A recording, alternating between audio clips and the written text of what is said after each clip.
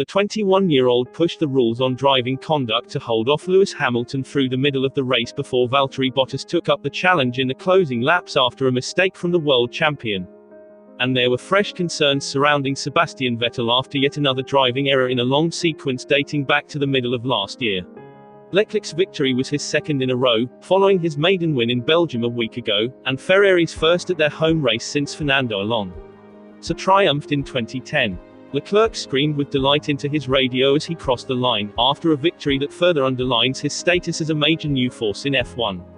The 1978 world champion Mario Andretti, who drove for Ferrari at the start of his career and at the end of the 1982 season, said, "Fab win for Charles Leclerc, under pressure all the way. Future world champion for sure." 8 days after the loss of his friend Antoine Hubert in a Formula 2 crash in Spa, Leclerc was overcome with intense emotions after the race. "I have never been so tired," Leclerc said, before switching to Italian and saying, "It was the hardest race," and describing the win as a dream. Magical Monza, Leclerc is an instant hero, winning for Ferrari in Italy for the first time since Fernando Alonso in 2010. This victory was even harder won than at Spa, when he drove a measured race to finish less than a second ahead of Hamilton. This time, Leclerc had a Mercedes behind him throughout and he had to resort to some questionable tactics to hold Hamilton off. Mercedes failed in an attempt to pass Leclerc with the so-called undercut, when a team stops the driver a lap earlier than their rival to try to benefit from fresh tires. The pit stops completed, Hamilton had his first chance on track on lap 23 when Leclerc locked up into the first chicane. The world champion was alongside into the next proper corner, the Robbia chicane, and Leclerc moved over and pushed Hamilton slightly off the track.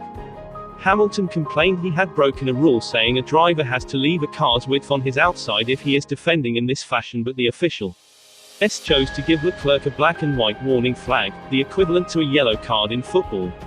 Leclerc showed the kind of mental strength to hold off the combined threat of the Mercedes that will endear him even more to the Tifosi. Hamilton continued to track Leclerc, who on lap 35 locked up at turn 1, and had to cut the chicane. Again, Hamilton was on his tail accelerating out of the corner, and this time Leclerc made a very late move through Curva Grande to fend Hamilton off. "There is some dangerous driving going on," Hamilton said over team radio, but there was no further word from the stewards. Soon, Hamilton's tires started going off. Mercedes had fitted mediums at the stop while Ferrari had chosen hards.